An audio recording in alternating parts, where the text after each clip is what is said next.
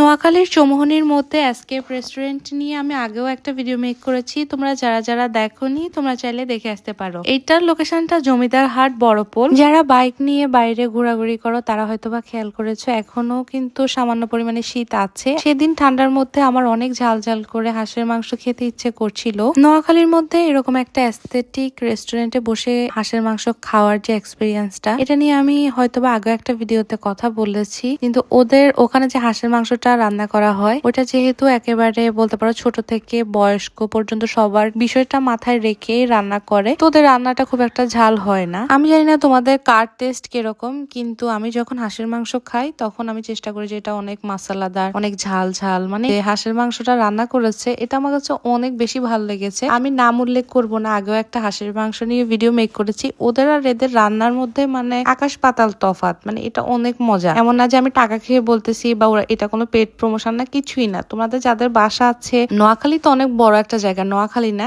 Exactly বলতে গেলে চৌমুহনী, জমিদার হাট, এসকেপ রেস্টুরেন্ট আশেপাশে যাদের বাসা আছে তোমরা অবশ্যই এই হাঁসের মাংসটা ট্রাই করবা। আর এখানে লুচি নিয়েছিল 10 টাকা করে, আমাদের দুজন মানুষের জন্য 16টার মতো লুচি লেগেছে। আর হাঁসের মাংসের প্রাইসটা পড়েছে 300 টাকা। আমার কাছে মনে হয় এটা একটা বেস্ট ডিল হতে পারে। এই রেস্টুরেন্টে হাঁসের মাংস আর লুচি ছাড়াও আরো কিছু আইটেম ট্রাই করি, সেটা তোমাদেরকে নেক্সট ভিডিওতে আপডেট জানিয়ে দিব। দেখা হচ্ছে পরের ভিডিওতে। সবাই ভালো থাকবে, আল্লাহ হাফেজ।